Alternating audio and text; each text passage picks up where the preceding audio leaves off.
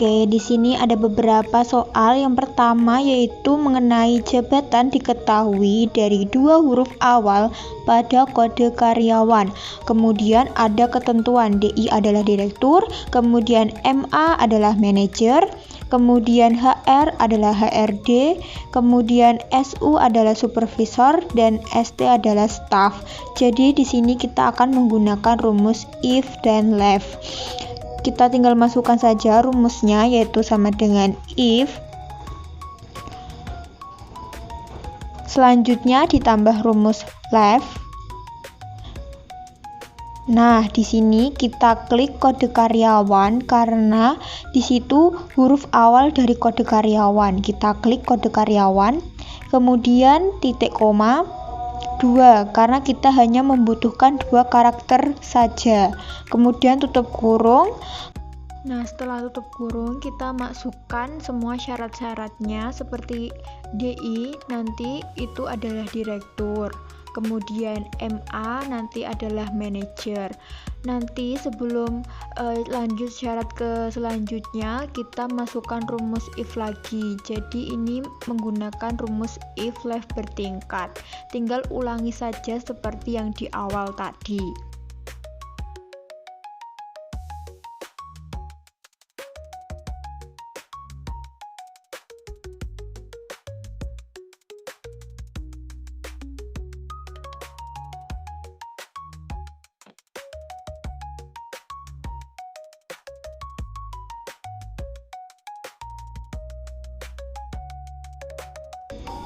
Nah, nanti di akhir kita tutup kurung sampai tutup kurungnya berwarna hitam.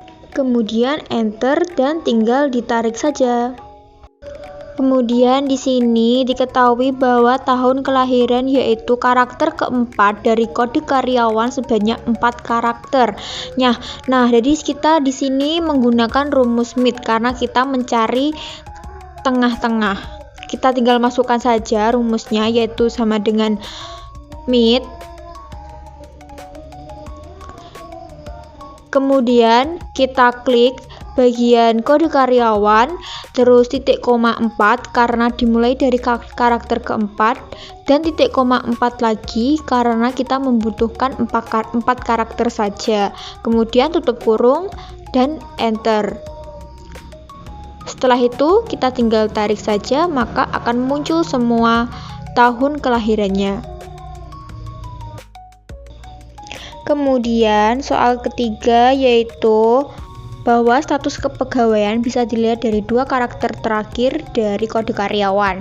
Nah, di sini ada ketetapannya bahwa TT itu adalah tetap dan KT itu adalah kontrak. Jadi kita di sini menggunakan rumus leave right karena 2 karakter terakhir. Kita masukkan saja rumusnya. Kemudian kita klik bagian kode karyawan, kemudian titik koma 2 karena kita hanya membutuhkan 2 karakter saja di sini. Kemudian tutup kurung, terus kita beri syaratnya. Jika TT adalah tetap, maka jika bukan TT adalah kontrak. Setelah selesai, tutup kurung, kemudian enter.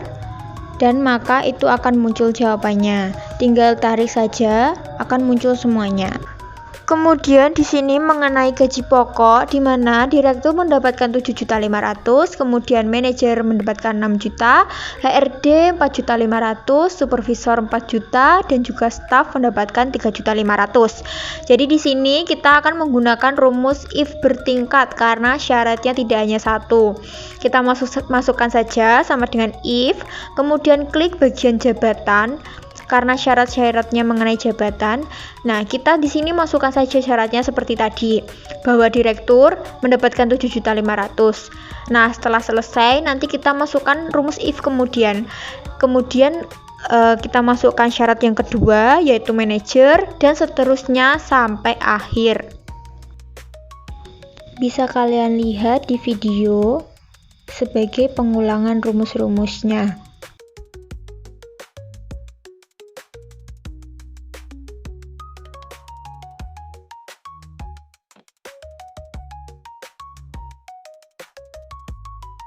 Jadi kita di sini menambahkan rumus if-nya sampai supervisor saja, nanti sisanya staff akan menempati tempat bagian yang false. Dan ya, setelah selesai tutup kurung sampai tutup kurungnya berwarna hitam, kemudian tinggal enter saja. Nah, setelah itu tinggal tarik dan bakal muncul gaji pokoknya masing-masing. Soal selanjutnya mengenai tunjangan anak, yaitu diketahui per anaknya adalah 250. Di sini sangat mudah sekali, di sini sudah diketahui jumlah anaknya, maka tinggal kita masukkan saja, yaitu jumlah anak dikalikan dengan tunjangan per anaknya, yaitu sebesar 250.000.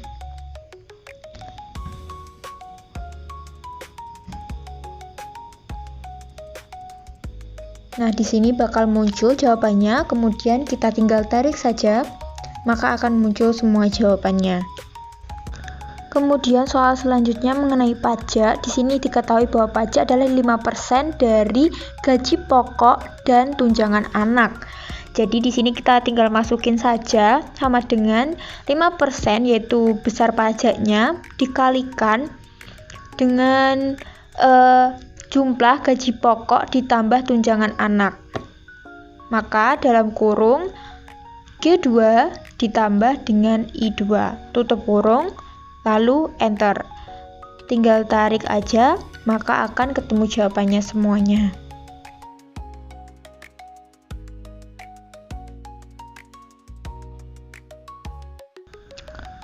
Kemudian mengenai jumlah gaji, di sini ada ketentuan bahwa jumlah gaji adalah total gaji pokok dan tunjangan, kemudian dikurangi dengan pajaknya sebesar 5%. Nah, dari situ kita masukin aja rumusnya, berarti sama dengan gaji pokok atau G2 ditambah dengan I2 atau tunjangan anak, kemudian nanti akan dikurangi sama besar pajaknya, yaitu J2.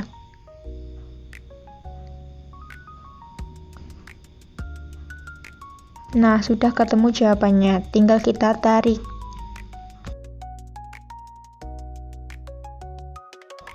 Kemudian total gaji karyawan, di sini kita akan menggunakan rumus sum karena total.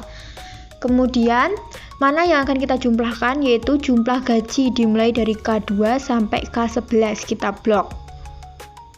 Tutup kurung dan enter. Kemudian yaitu rata-rata gaji, maka kita di sini menggunakan average karena rata-rata. Kemudian rata-rata dari apa? Rata-rata dari jumlah gaji. Kita blok juga K2 sampai K11. Tutup kurung, enter.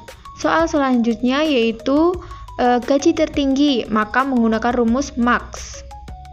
Max dari jumlah gaji, ya kita blok lagi, yaitu K2 sampai K11.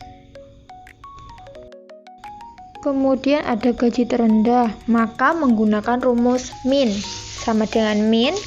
Kemudian kita blok lagi jumlah gaji, yaitu K2 sampai K11.